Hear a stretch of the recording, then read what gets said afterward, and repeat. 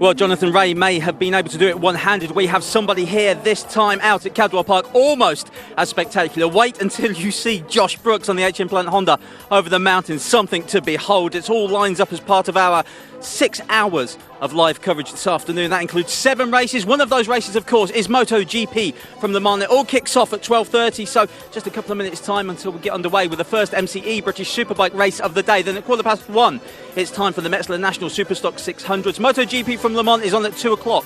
3:15 for the Fuchs Silkerline British Supersport Championship race. Then 4:05 for the second big bike outing for the Superbike boys.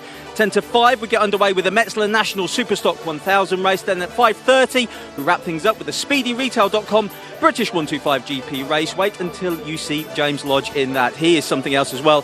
Around Cadwell Park, well, we are here just at the top of pit lane. I'm joined by James Whittam before he heads off to the commentary booth. James, thanks for just stepping out for a quick moment.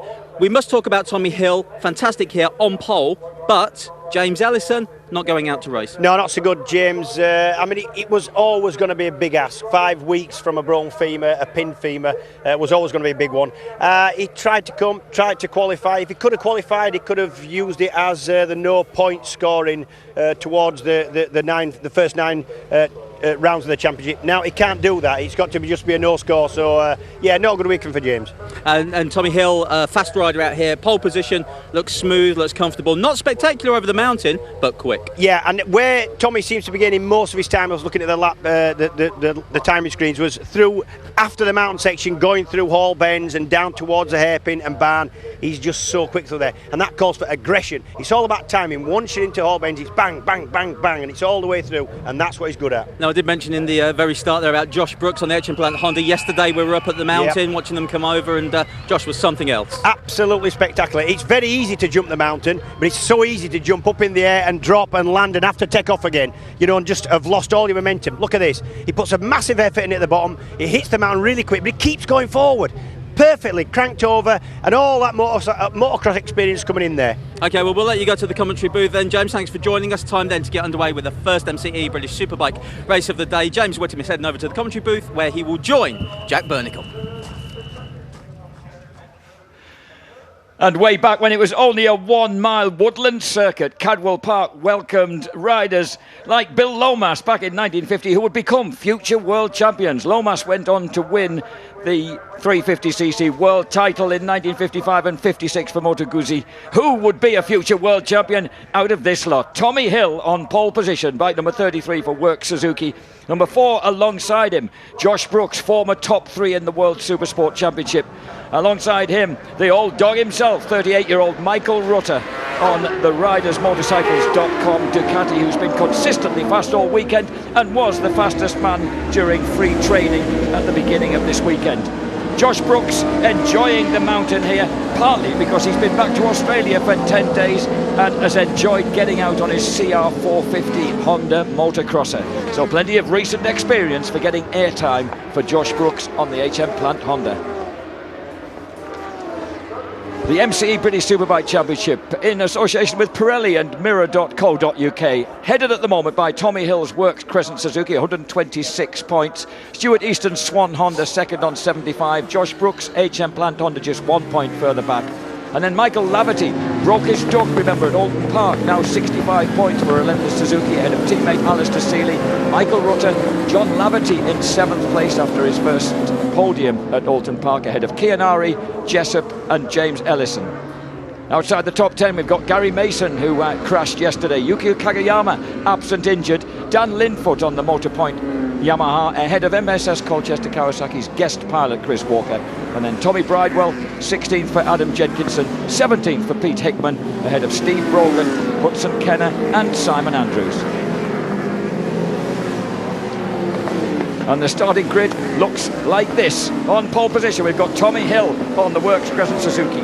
Josh Brooks, HM Plant Honda in 2nd place, but by a gap of about 0.3 of a second. Michael Rutter on the ridersmotorcycles.com Ducati is 3rd. Second row of the grid. Remember, this is a narrow track, so only 3 men on each line of the grid. Yuichi Kianari, he's never won here, although he's been 5 times on the rostrum. Michael Laverty and Tommy Bridewell on the Key Garage Honda Fast Privateer. 7th place for Stuart Easton on the Swan Honda. Chris Walker next up for MSS Kawasaki, and then John Laverty on the red build-based Kawasaki. And the 4th row, we've got Dan Linfoot alongside Ian Lowry and Martin Jessup. So Gary Mason not making it to the start line on the 2nd MSS Colchester Kawasaki. Must have been injured rather more than we first suspected during his crash yesterday that red flagged Super Bowl 2. And Alex Lowe's is also out on the KTM. So Alex Lowe's missing as well. So we're down to just over 8 rows. 28 riders then on the grid, but the front men, the men that matter, the Works Crescent Suzuki of number 33, Tommy Hill, number 4, Josh Brooks, number 6, Michael Rutter. But watch out on the 3rd row for the man who produced a lightning practice start this morning on the Swan Honda, number 3, Stuart Easton, and his pit crew are convinced if he can replicate that, he just might lead it into Charlie's. Watch for Easton then. Hill 33. Easton number 3 on the left hand side. Tries to get round number 8. Kianari, but Rutter gets away. Hill gets away well. Keogh gets away at the front.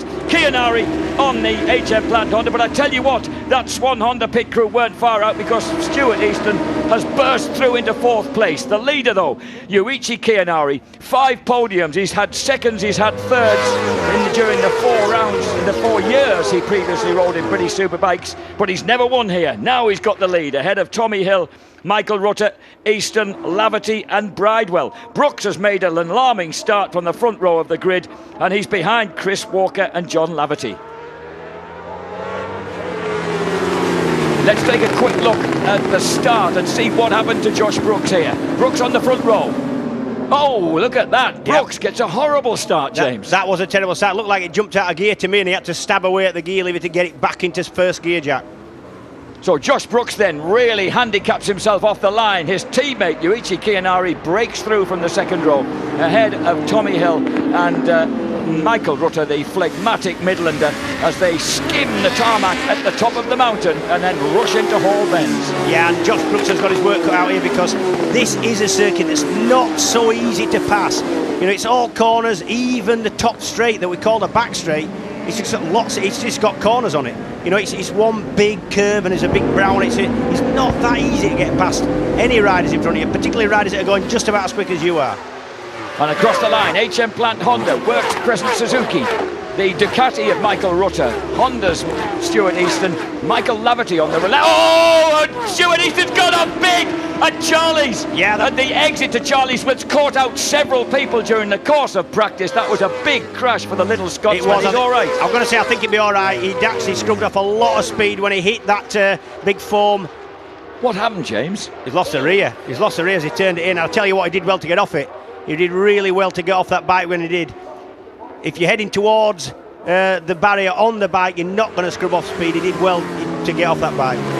So Stuart Easton thankfully gets himself back on his feet. He made the lightning fast start that his team anticipated, but that wasn't quite the lightning fast exit they were hoping for. We're on the 2nd lap of 18. Tommy Hill chasing Yuichi Kianari. Michael Rutter still solidly there in 3rd. Then number 7, look at number 46, Bridewell, having a great ride on that completely private, that 3-year-old Honda, James. Yep, 3-year-old Honda. He was a good Honda in its day. He's 3-year-old, but he does pedal the thing around really well. And he really looks to be enjoying himself around here. We've been out watching all round the circuit the last couple of days, and he just looks to be enjoying himself as Tommy Bridewell.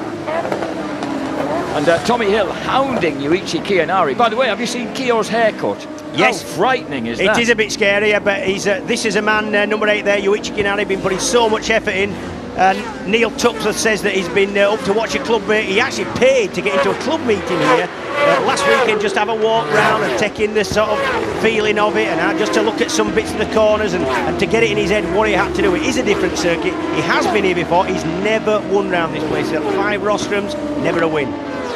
There's Tommy Bridewell, number 46, leading number 10, the John Laverty build-based Kawasaki at the front. Keogh stretching his advantage into Park right at the top end of the circuit, and then sweeping the beautiful opening out of Chris Curve, which is a really mighty turn, and then all the way round to the gooseneck, squirreling downhill. And Yuichi Kianari, we have to congratulate him. He's had a son last week, Kuma. Yep. Congratulations, Mr. and Mrs. Kianari. Keogh's a new dad.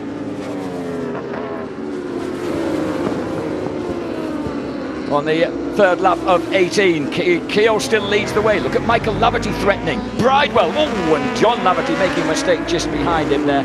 And Chris Walker getting threatened by number 4, Josh Brooks, at the bottom of the mountain, but Brooks not yet able to find a way past as we follow Tommy Bridewell. Yeah, Tommy, he rides really loose as Tommy. This is number 46, Key Garage Honda. It is an old bike, but it just seems to go where he wants it.